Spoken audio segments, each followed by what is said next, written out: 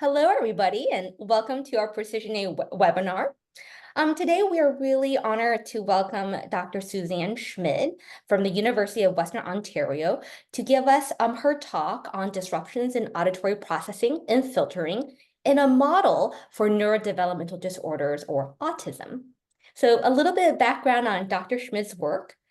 Dr. Susanne Schmid's research focuses on synaptic mechanisms underlying sensory information processing in sensory filtering, and also how these mechanisms change in rodent models of neurodevelopmental disorders. Additionally, her studies explore the impact of disrupted sensory processing on cognitive function, with some rodent studies directly translating to human research through collaborations with psychologists and psychiatrists, so something truly interdisciplinary. Her lab employs a wide array of methods, which is really exciting for us to hear about today, and that includes both in vivo and in vitro electrophysiology, stereotaxic brain surgery, chronic implantation of electrodes and cannulas, and opto and chemogenetics, as well as pharmacology, cognitive behavioral testing, and immunohistochemistry and histology. So a wide spectrum of applications for study. And with that, I wanted to welcome Dr. Schmid again and hand over the microphone for her talk. And afterwards, we're going to change things up a little bit. We'll reserve our Q&A. If you have any questions, I'll be able to get them over to Dr. Schmid, and we hope to get your answers that way. And with that, Dr. Schmid, it's all yours, and thank you for being here today. Thank you for the kind introduction. And thanks for the invitation, and hello from Canada. Okay, as you heard in the introduction, I am working with autism models, and just a very brief introduction into autism spectrum disorder. As the name implies, it is a spectrum of disorders that are all under this umbrella term nowadays called autism spectrum disorder, and that includes Asperger's syndrome, Rett syndrome, autistic disorder, and others. It has become very abundant. Today, worldwide, 1 in 68 children are diagnosed with autism spectrum disorders. And it is clearly a neurodevelopmental disorder, as children are often diagnosed as early as 2 or 3 years of age. The causes for autism are not really clear. So they are, for sure, genetic as well as environmental causes, and often a mixture of these two. Within the environmental risk factors, we know that prenatal exposure to some medications, for instance, can increase the risk for the child to develop autism. One of these risk factors is valproic acid, a very potent anti-seizure medication that has been shown to be associated with a higher risk for autism. We know that maternal immune activation during pregnancy is a risk factor, and that means strong infections, and it doesn't matter whether it is a viral or a bacterial infection. But a strong infection that comes with high fevers and often hospitalization in the pregnant mother, mostly in the first or second trimester of pregnancy, that is associated with higher risk for the child to develop autism. And it is the maternal immune system, not the pathogen itself, that creates actually the risk. We know that autism is associated also with an older age of the father, and there are many other environmental factors that have been associated with a higher risk for the child to actually develop autism. There are some genetic causes. There are very rare single gene causes for a syndromic disorder that comes with core symptoms of autism. I already mentioned Rett syndrome, which is a mutation in the gene MACP2 or MECP2. We know that Fragile X syndrome is due to specific mutations in the Fragile X mental retardation protein. There is a syndrome called cortical dysplasia focal epilepsy, which comes again with core symptoms of autism, and that is caused by a specific mutation in the CNT-NAP2 gene, which I'll refer to as CatNap2 in the following.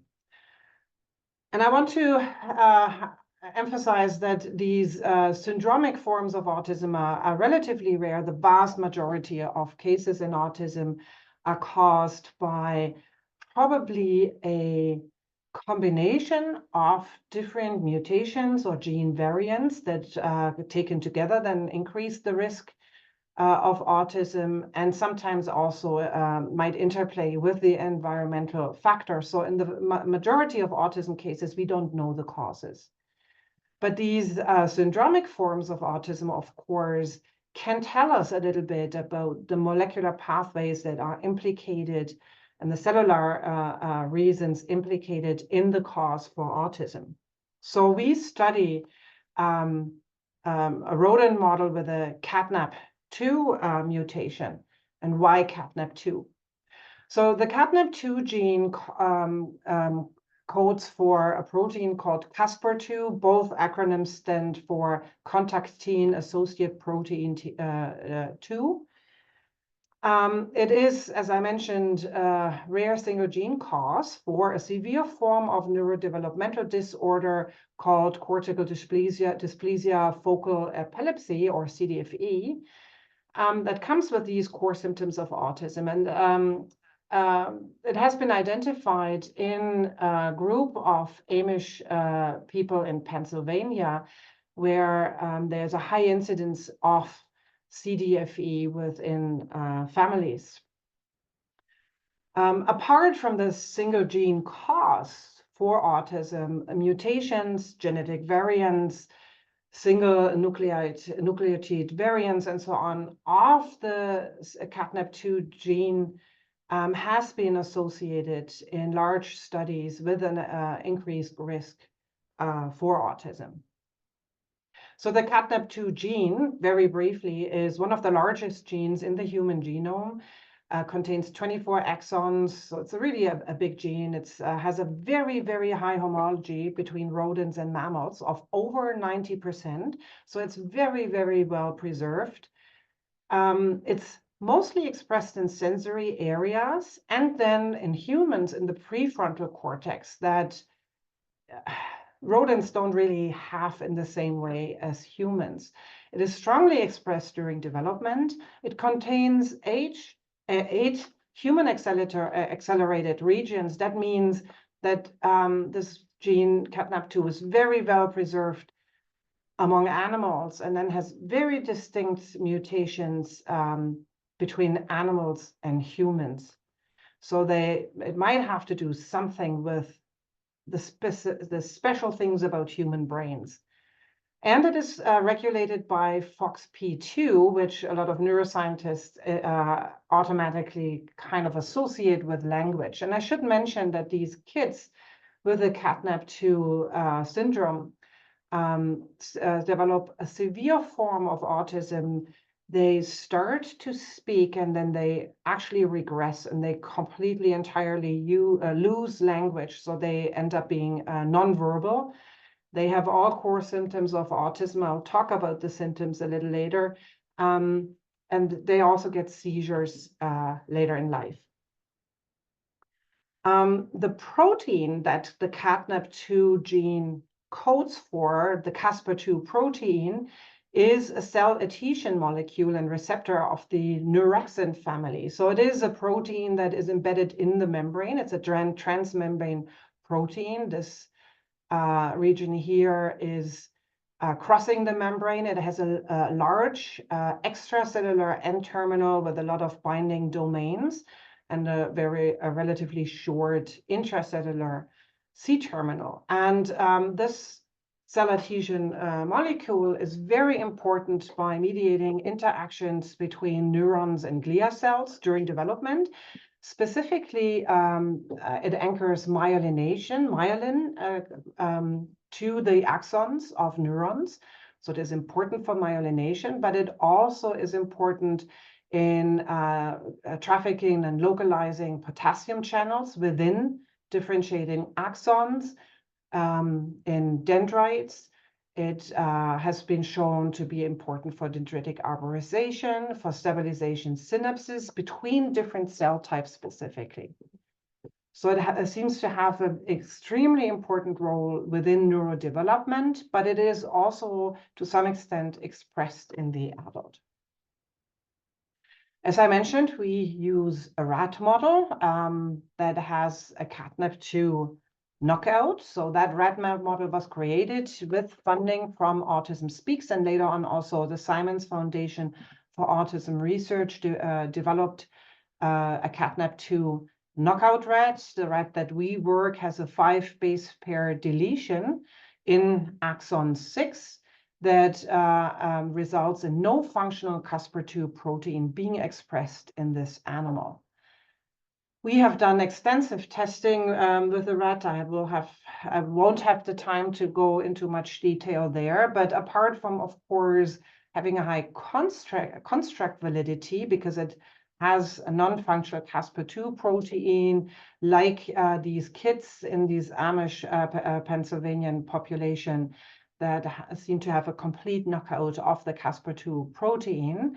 It has high face validity as well, as it shows the core symptoms of autism spectrum disorder in many aspects. So these rats have altered social behavior. I'm not going to be able to show this data, but it's hyperlocomotive, it has stereotypic behaviors, impaired social behavior.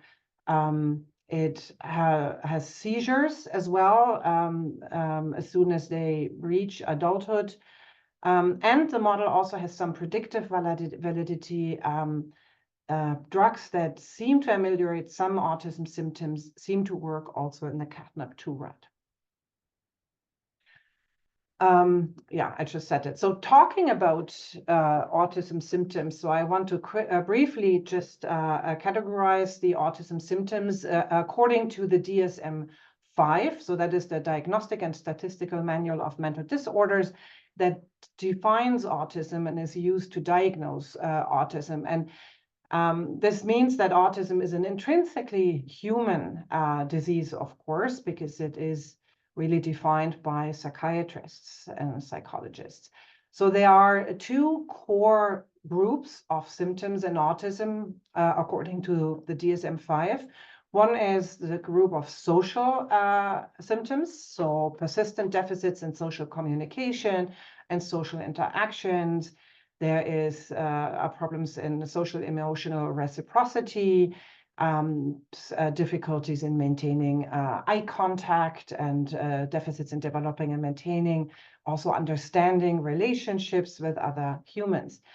And then we have this other group of symptoms that is headlined by restrictive and repetitive behavioral patterns. But in the DSM-5, it also specifies hyperreactivity to sensory input and unusual interest in sensory aspects of the environment as core symptoms of autism. And as I mentioned, maintaining eye contact or personal relationships, these are things that are so intrinsically human that it is, of course, difficult to study these in animals. Also, the neural substrates that underlie social behavior are very poorly understood, of course, because it is very difficult to translate human behavior into animal behavior and vice versa in this domain.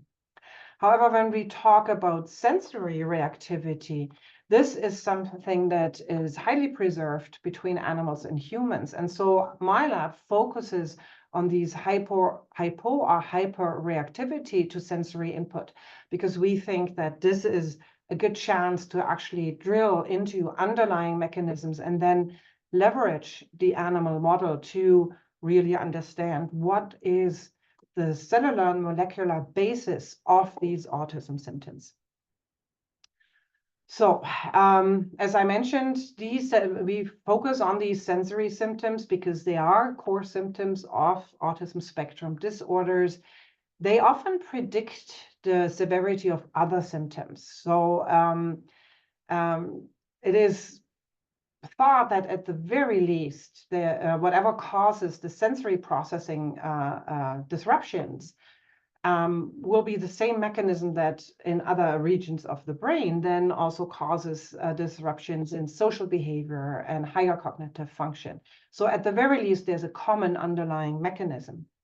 But there's also a little bit of a discussion to what extent they actually cause other symptoms, to what extent sensory disruptions cause, for instance, social symptoms or higher cognitive symptoms, because you have to be aware that sensory input is the only input into the brain. Everything that goes into the brain comes from our senses or sensory receptors within our body.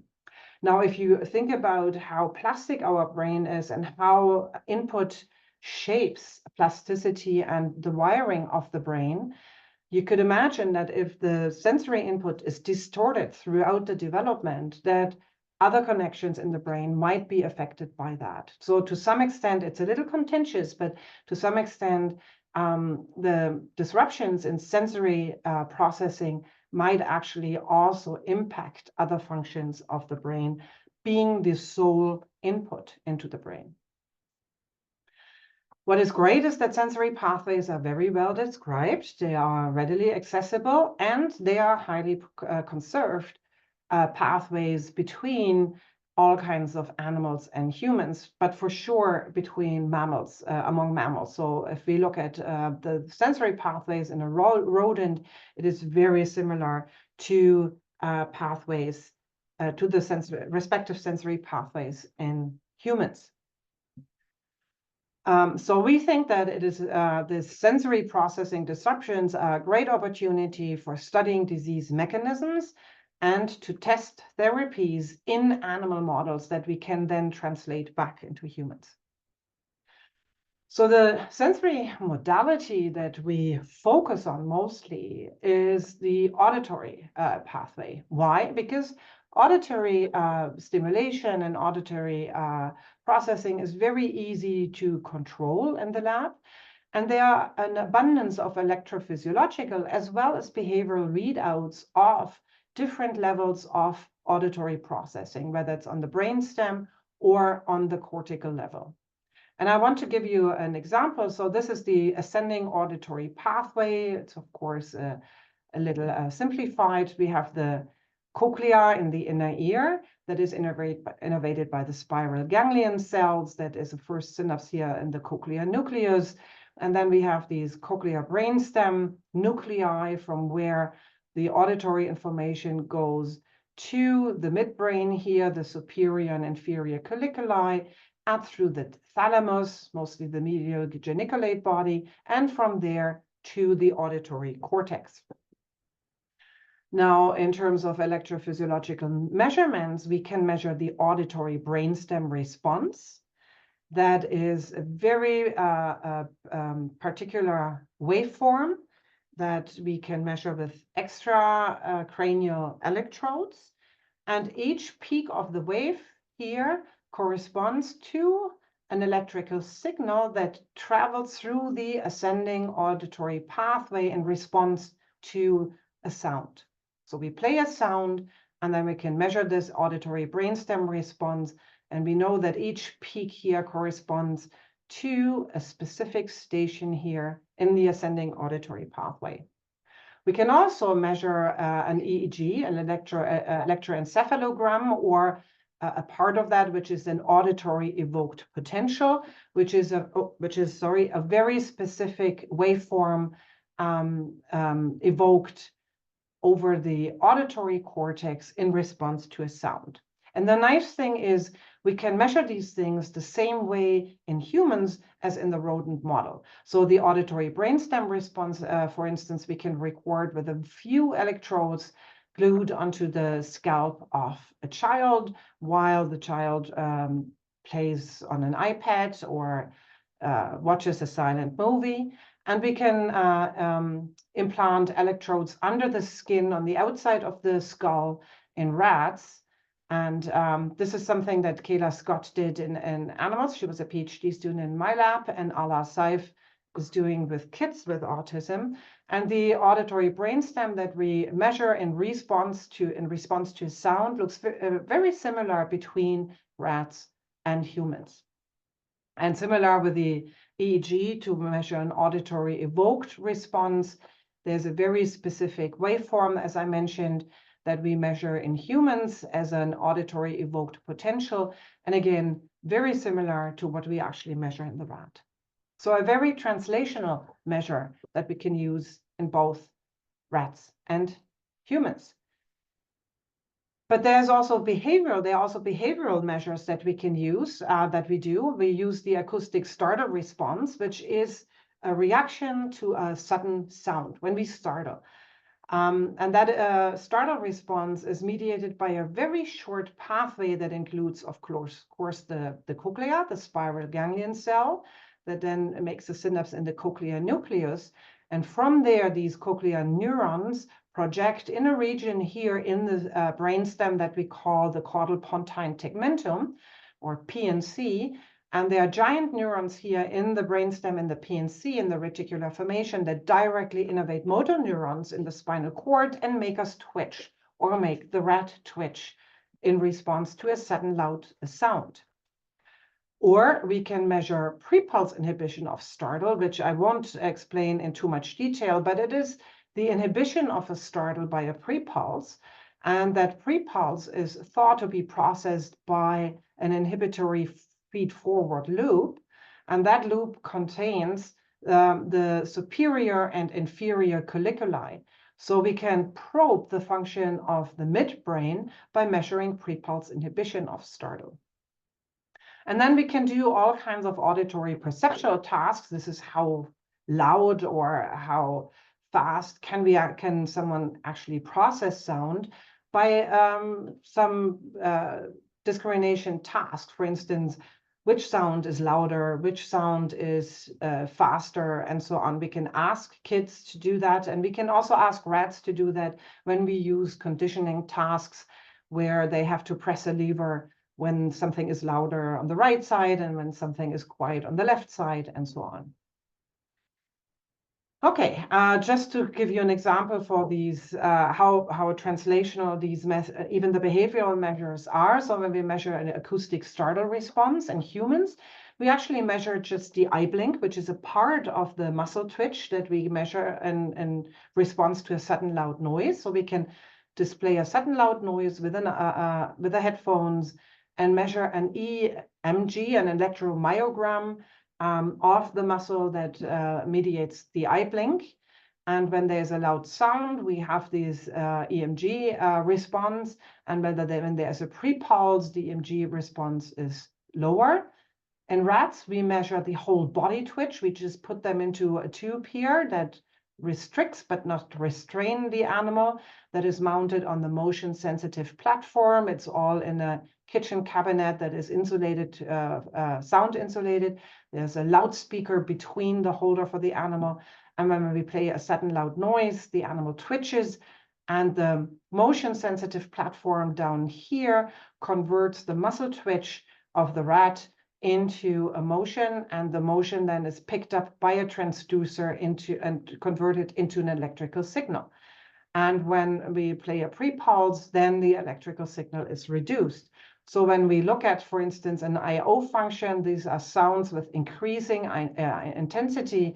We see that humans start to startle more and more, a stronger startle response, and we can see the same in rats. And of course, this eventually levels off to a maximum startle response. And when we play a pre-pulse, again, both in humans and in rats, with a 85 decibel short pre-pulse, we get a reduction of the startle response by around 70 to 80%. And this is the same in rats. Again, I hope I have convinced you that these are very translational measures that we can do in kids with autism and in our rat model. But then, of course, our goal is then to leverage the rat model to then drill into mechanism. And I want to first show you a few behavioral measures just to show you how similar the disruptions look in kids with autism and in our rat model before I then drill into mechanisms. So in terms of auditory brainstem responses, there are multiple studies that looked at auditory brainstem responses. This is one study that looks at left ear and the right ear of newborns and then toddlers, and in black, the autistic individuals, in white, neurotypical individuals. And when I say autistic individuals, these were newborns that were later than diagnosed with autism. And we can see, shown here, I think, is the latency of the auditory brainstem response. And we can see that the latency reduces during development in both the autistic and the control kids. But the autistic, in autistic kids, the latency always is higher than in neurotypical children. And that means that the maturation of the auditory brainstem response lags behind neurotypical kids. And this is here from a meta study that looks at the amount of or the amount of disruption in kids with autism. And this is 9 years of age and 18 years of age. And you can actually see that eventually the auditory brainstem response actually catches up with neurotypical children. So by the age of 18 and older, they are not different from neurotypical kids anymore. But during childhood, the auditory brainstem response is slower. And it's not only slower, the waveforms are also lower. So what we can see is that waveforms are slower and lower in kids with autism, of the auditory brainstem response, and this shows a delayed brainstem maturation in these children that eventually catches up when they become adults. And when we look in our catnap knockout rat, we see exactly the same thing. Again, I show here the latency. And blue is always the wild type, and red is always the knockout. This is juvenile age. This is, well, this is a little older, and then adolescent, and then postnatal day 70, this is adult. And these are the different waveforms, the different peaks of the auditory brainstem response. And we see that wave 1, that's not even significant, but then wave 2 already lags behind in the knockouts, and wave 3 even more, and wave 4 is markedly slower than in the wild type. But as the animal ages, matures, this difference goes away. And here's just a readout of this graph, the different at different age groups, the interpeak latencies as well, so between 1 and 2 and 2 and 4. And we see there's a significant difference in very young ones, and that difference becomes smaller and smaller. And if we would wait a little longer, it would probably totally go away. For the latency between 2 and 4, it actually goes away by adulthood. So catnip 2 rats have slower, and I'm not going to show that, but also lower auditory brainstem responses in juvenile and adolescent stage, but it normalizes in adults, exactly what we also have seen in kids with autism. So we see this delayed maturation of the auditory brainstem response.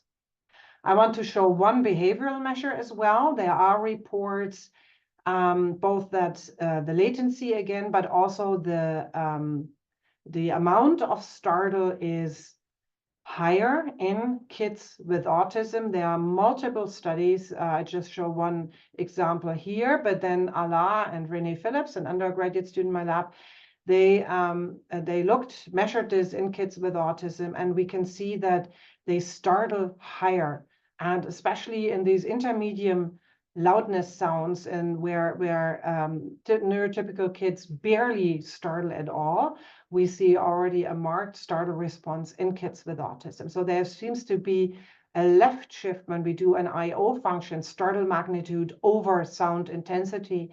there seems to be a left shift of the IO startle function.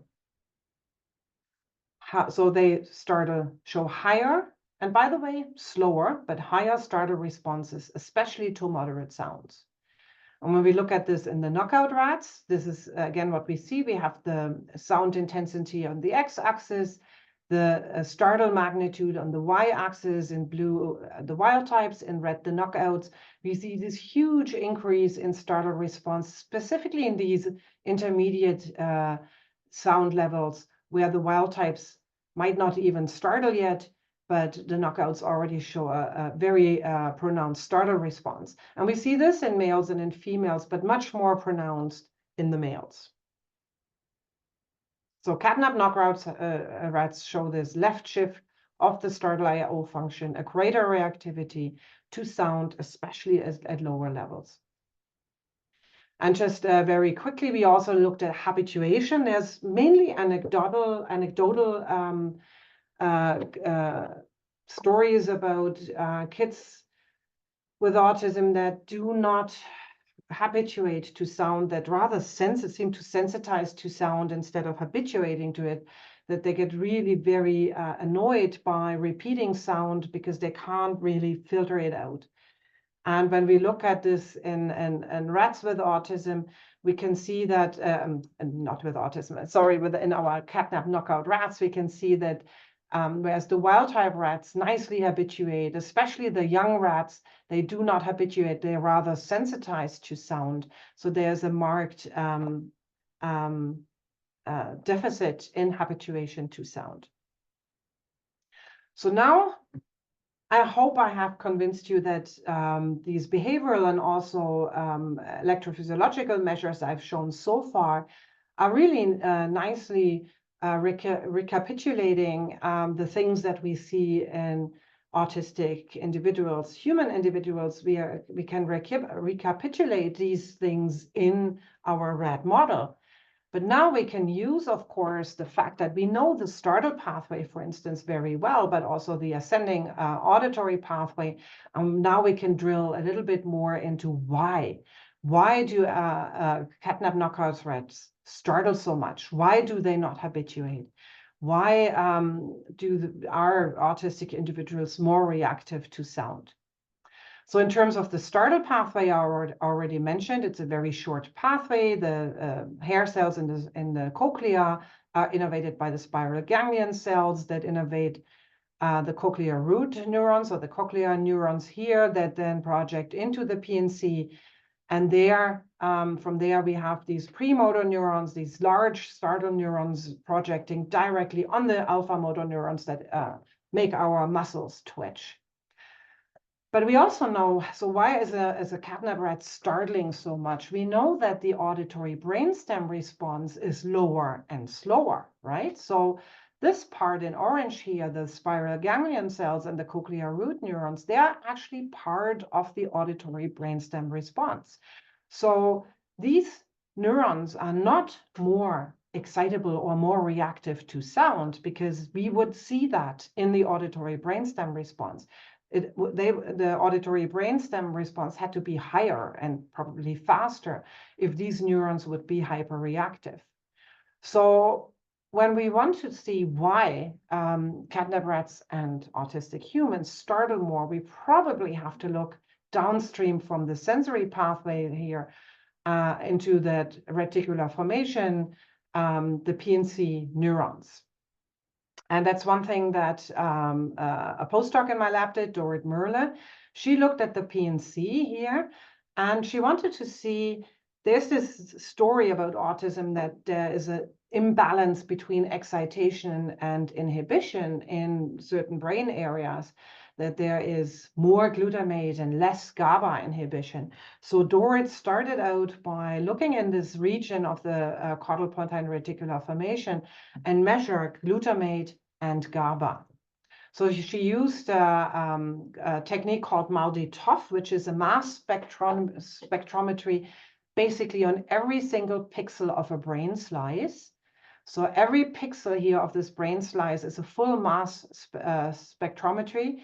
And she analyzed the signals for 3 molecules, which is GABA, glutamate, and glutamine. Glutamine is the precursor for glutamate, which is a precursor for GABA. So all 3 molecules are part of the same pathway. And what she found is when she compares wild type with knockout animals, that all 3 molecules, glutamine, the precursor of the excitatory transmitter glutamate, which is a precursor to the inhibitory neurotransmitter GABA, all 3 are totally upregulated or dysregulated in the catnap knockout animals. So something goes on with the excitation inhibition balance in the PNC that probably renders the animal to startle so high.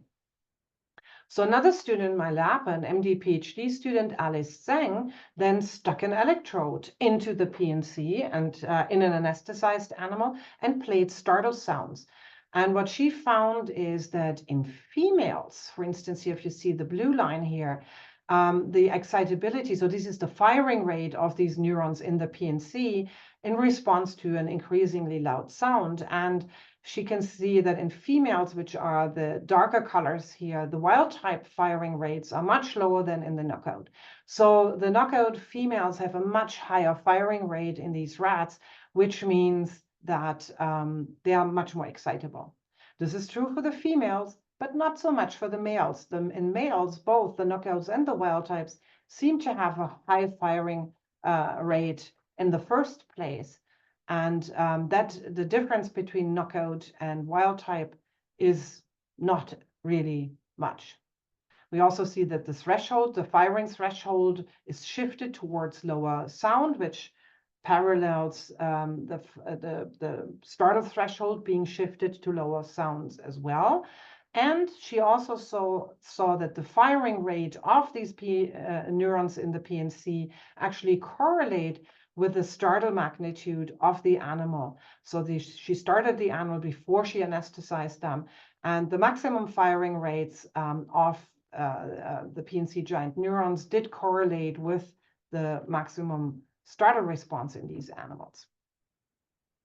So that explains in females that in female the neurons are hyperexcitable, but what about the males? And so we thought if these neurons in males already fire with a high frequency, maybe they can't go higher.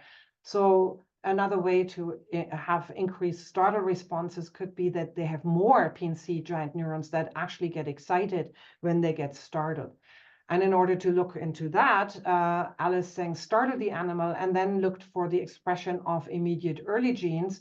In this case, an immediate early gene called PCREP, phosphocrep. And she could see that in knockout animals, the percent of giant neurons that express PCREP after being startled is higher than in wild types, which means more neurons get recruited into mediating a startle response. And this is also higher in males than in females. Even more, the number of PCREP neurons recruited to a startle response correlates with the startle magnitude on an individual animal level. And that shows that in males, predominantly, there are more giant neurons that get activated when a loud sound is played and the animal startles, whereas in females, it's not so much the number of neurons, but their firing rate goes up. So there seems to be an interesting difference between female and male knockout rats. But what causes the higher firing rate? In order to look at that, we do patch clamp recordings of these PNC giant neurons that mediate the startle response. So we cut brain slices. This is where Precisionary instrument comes in. And in these brain slices, we have these PNC giant neurons that mediate a startle response of which we can record. And we can stimulate the afferent sensory fibers coming from the auditory pathway, but we can also stimulate fibers coming from the tactile pathway that would mediate tactile startle responses, specifically touches against the whiskers. So when we do that, and this is something that another PhD student in my lab did, Rashkamal Preitman, and we look at firing frequency in the PNC giant neurons in males and females, and we find that there's no difference between firing frequency in males and females. However, I have to make you aware that these are juvenile animals, so young animals, opposed to what we saw in the in vivo recordings, which were adult animals. So we were surprised not to find any incidences of higher excitability, at least not in these young 12, maximum 12-day-old rats. Unfortunately, we cannot record patch clamp recordings in adult animals in these rats, because this is a very heavily myelinated area, and it is impossible to see or patch a cell in the adult rat. But what Raj Kamal did, she could patch in the cortex of adult rats. So she looked at the auditory cortex in adult rats and looked at half-width of action potentials and the frequency of action potentials in cortical neurons. And what she could see is that in postnatal day 8, well, the neurons are relatively immature, but there doesn't seem to be much of a difference, similar to what we see in the PNC. But when we look at older animals, P18, this is when the ears are already open, and there's a lot of plasticity going on. We see the catnap knockout rats have hyper-excitable neurons that fire in a much higher frequency when some current is injected than in the wild-type animals. Interestingly, when we look at adults, we don't see this huge increase in excitability anymore, which, again, talking about Alice, the in vivo recordings, we did see this hyper-excitability in the startle mediating areas in the rat. So what causes hyper-excitability in the adult if it's not the membrane properties of the neurons? So Raj Kamal Prade also recorded from these cortical neurons spontaneous miniature excitatory postsynaptic currents. So these are events that are caused by presynaptic activity of the neuron or by presynaptic neurotransmitter release without actually stimulating. And she looked at the frequency of these events, because the frequency of these events indicate how many synapses are there on our PNC giant neuron that mediates startle. So how many synapses do other neurons make on these neurons, and how much activity is in these presynaptic neurons. And what she saw, that while there's no difference in these young ones, in the adult, there is a huge increase, again, in the knockouts here in red, as opposed to the wild types. So whereas, again, in the previous slide, I could show that in the younger ones, we have this hyper-excitability of neurons, but not so in the adult. What we see in the adult is that there seem to be a higher connectivity. There seem to be more synapses on a specific neuron, which we don't see in this intermediate age. Okay, and one more thing that I'm going to show, what we looked at is startle habituation. So I mentioned that kids with autism do not habituate as well to startle sound. And our rats also do not seem to habituate to startle sound as much as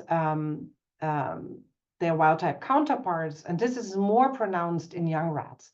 So we looked at startle habituation in these young rats, again, by recording from these PNC giant neurons. And we have shown in other, that has been published many years ago, that when we repeatedly stimulate these sensory fibers in the way that we think these fibers are active during the presentation of the startle sound, that these synapses here onto our startle neurons undergo synaptic depression. So if this is the size of an EPSC postsynaptic current at the first stimulation, they go down to around 50 to 60% of their initial size when we repeatedly stimulate them. And this is like a first postsynaptic current, and this is the hundreds. And this synaptic depression is reversible, and it depends on specific potassium channels that might interact with catnap2. So Raj Kamal looked at the catnap knockout rats and see if they don't habituate in the behavior, do they have disrupted synaptic depression here in the PNC that might cause the deficit in startle habituation? And this is what she finds, and this is some preliminary data that hasn't been published yet, but we can see synaptic depression again here in the wild-type animals in the PNC here, whereas the knockout animals do not seem to show synaptic depression, and this lack of synaptic depression might underlie the lack of habituation in these young knockout animals. This is very pronounced in males, and we see it a little bit less pronounced, but we also see that in females. So there is a marked deficit in synaptic depression. And I'm not going into the details of per pulse facilitation and so on. So in summary, I hope that I could show you that there are changes in auditory processing that we can see in catnap knockout rats that mirror the changes that we see in children with autism. I also showed you that auditory hyperreactivity is due to increased excitability on the level of the PNC when we talk about startle response, and on the level of the cortex when we talk about hearing. It is not due to a hypersensitivity in the peripheral auditory pathway, because again, the auditory brainstem response is lower and slower, and it matures much slower in autistic kids and in our rats. But nevertheless, despite that lower and slower input, the output, the reactivity to sound is increased, both in the startle, which does not even, include perception, as well as in hearing. And I did not show much of the behavioral data there, but they also perceive sound as more aversive, as more debilitating. And if they can, they will avoid louder sounds. So there seems to be a developmental change, and when we drill into the mechanism, there seems to be a developmental change from hyperexcitable neurons that we see in this intermediate age range between postnatal 12 to 18 in the rat, where the neurons are hyperexcitable, to then these neurons maturing and becoming actually the same between knockout and wild-type animals. But what we then see in the adult is a hyperconnectivity. So we have these hyperexcitable neurons during a phase of plasticity that might actually then cause a change in neurocircuitry as the circuitries mature in the animal. And I also showed you that there's a lack of startle habituation that might be due to impaired synaptic depression in the PNC. And this is something we're drilling a little bit more into. So does that actually mean that there's maybe a lower expression of these BK channels that are important for synaptic depression? And are they mainly potentially anchored by catnap2 in the membrane that then inhibits or disrupts startle habituation and synaptic depression in the knockout animal, because these BK channels are not there in the synapse. And with that, I want to thank my team, two postdocs whose work I showed, Tarek Zaman and Dorit Mürle, former postdocs, I have to say. I showed data of some grad trainees, Kayla Scott, Raj Kamal, Renee Phillips was an undergraduate student, Alaa El-Sheikh Mohammed, who works with rats, and Ala Saif, who works with kids with autism, Alice Seng, and Ella Dornard, which is a current PhD student still working with a catnap rat, and then a little army of undergraduate students and my technician, Cleosa. I also briefly want to mention collaborators in vivo electrophysiology. I work with Dr. Brian Allman from my department, who is more of a hearing physiologist. With Ryan Stevenson from the psychology department, we do the measurements in kids with autism. Janice Cardy from the National Center for Audiology helped us with the auditory brainstem responses measurements, and Rob Nicholson from the Department of Psychiatry and the Children's Parent Resource Institute is the one who helps us recruiting kids with autism. And then some collaborators in Nijmegen and at Western who I didn't really show some data of. Okay, and with that, I'm happy to take questions. I will probably stop sharing. Yes. Dr. Schmid, thank you so much for a wonderful talk. And as you know, because it's pre-recorded, where we have your presence, we will have any questions and comments sent your way. Please feel free to either enter in the chat box right now or reach out to me directly at info@precisionary.com. And I'll put that in the chat box as well. And we will get to you and put you in touch with Dr. Schmid. Thank you so much, Susanne. Thank you for the invitation. And again, I would be happy to respond to any questions. Thank you so much. Goodbye, everybody. Goodbye.